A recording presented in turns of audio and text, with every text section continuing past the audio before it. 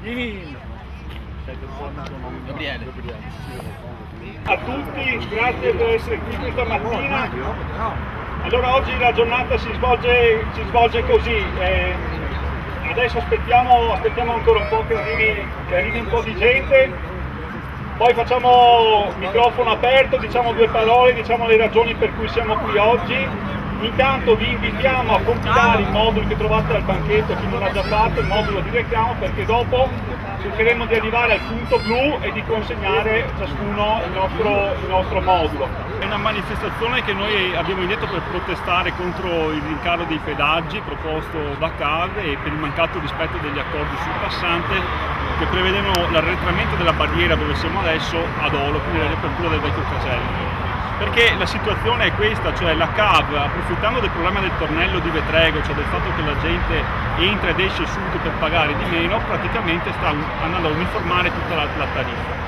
Questo effetto, come dire, è un effetto che andrà a gravare sui pendolari, soprattutto quindi sui lavoratori, che non potendo più pagare, come dire, dei prezzi esorbitanti, siamo alle tariffe più care d'Europa, cosa faranno? Si riverseranno, come dire, sulla viabilità normale, quindi sulla Brentana, sulla Riviera del Brenta e sulla Milanese.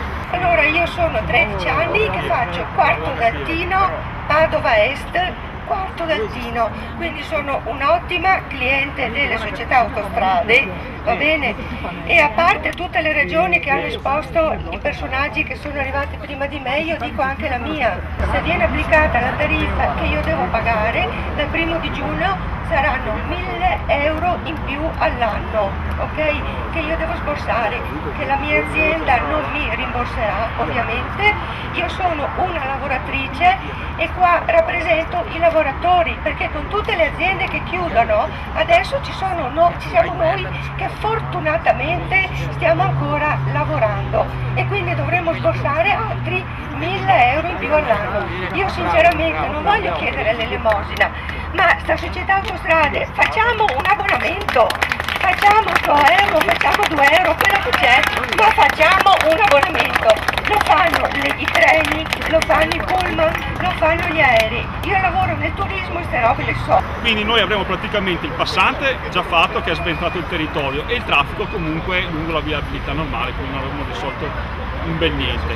Però oggi siamo anche qui per denunciare una questione, perché diciamo il fatto delle tariffe è un po' la punta dell'iceberg, perché il fatto che le tariffe siano così alte è perché la CAV vuole recuperare subito tutti i soldi che sono stati usati per il passante di Mestre, che è costato circa 1,3 miliardi. Allora la convenzione prevede che la società restituisca i soldi ad ANAS, che è socia di CAV e che aveva inizialmente anticipato, come dire, le somme. Si dimenticano però di dire che ANAS per fare questa operazione ha usato in qualche modo dei soldi pubblici. Ora CAV per ripagare ANAS di questo debito che cosa fa? Accende un altro debito e lo fa con Cassa Depositi e Prestiti. Il fatto è che però il gettito dei pedaggi e gli utili che abbiamo visto dagli ultimi bilanci 2011-2012 non consentiranno mai di ripagarlo questo debito, quindi CAV andrà verosimilmente ad accendere ulteriori debiti, a fare debito su debito e questa cosa prima o dopo esploderà. È il sistema del project financing, ma in questo caso è un project financing di tipo pubblico dove il soggetto è pubblico. Questa cosa, una volta che esplode, andrà a minare in qualche maniera i bilanci pubblici della regione del Veneto, che è socia di CAV, e di ANAS, che è socia di CAV. E quindi tutto ricadrà nuovamente sui cittadini, quindi in termini di taglio ai servizi essenziali come i trasporti, la sanità, la scuola, e quindi pagheremo non solo tariffe esageratamente alte, ma avremo tutte le conseguenze del caso. Rebecca Rovoletto, privatizzazione dei profitti, socializzazione delle perdite. Ma a chi si devono questi regali? Si devono a un sistema che comunque si spartisce, è un sistema politico che si spartisce le nicchie di potere. Nel caso della CAV abbiamo un consiglio di amministrazione dove comunque tutti i partiti istituzionali sono rappresentati, per cui abbiamo Bembo in quota Lega, Canel in quota PDL e Marchese in quota PD. Quindi diciamo che, come sempre ormai rileviamo da molti anni, le scelte le scelte infelici sono trasversali, felici per usare un eufemismo. Ci troviamo qui per protestare perché dobbiamo pagare l'ennesimo obolo per altri, per impegni che non vengono neppure mantenuti, perché giustamente non sono state fatte le opere di mitigazione del passante. Milano aspetta tantissime opere, mancano le piste ciclabili, manca il passante verde, che era un'opera fondamentale che era stata promessa, che viene fatta prima del passante e oggi non esiste. È giusto protestare per questo, giusto protestare in maniera civile, educata, ma portare avanti i nostri diritti, perché è giusto, perché noi siamo cittadini in questo territorio e dobbiamo viverlo bene, non dobbiamo sopportare. Il passante di Mestre, come gran parte delle autostrade, quando viene approvato il progetto di queste grandi infrastrutture, è prevista per la valutazione di impatto ambientale anche la realizzazione di opere di mitigazione e di compensazione, ovvero di fasce verdi, di fasce tampone, che in qualche modo dovrebbero sia limitare l'impatto dell'autostrada dal punto di vista visivo, ma anche dal punto di vista sonoro e dell'inquinamento. Ecco, bene, anche il passante, nel progetto del passante erano previste questo tipo di opere. In realtà questo tipo di opere non sono state realizzate, o se sono state realizzate in parte.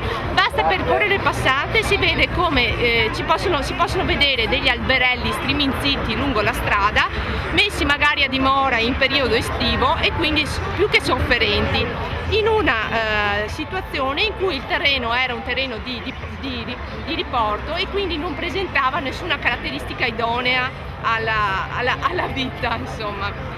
E quindi sicuramente il passante è un esempio delle cose che non sono state fatte per la compensazione e la mitigazione dal punto di vista ambientale. Ieri quando ho avuto il dispiacere, più che il piacere, di sentire parlare Clini, che è venuto proprio alla fiera dell'ecosostenibile, ha cominciato a dire che l'Italia è esempio di sviluppo sostenibile. Quando ho sentito dire queste cose mi ha fatto venire un po' i brividi, però ha detto solo sviluppo sostenibile, non ha aggiunto nessun altro aggettivo, e questo appunto mi ha fatto ricordare il professor Sazzano, che ci aveva raccontato di come con sviluppo sostenibile non vuol dire assolutamente nulla, perché sviluppo sostenibile cosa vuol dire? Sviluppo sostenibile dal punto di vista economico, dal punto di vista sociale, dal punto di vista ambientale.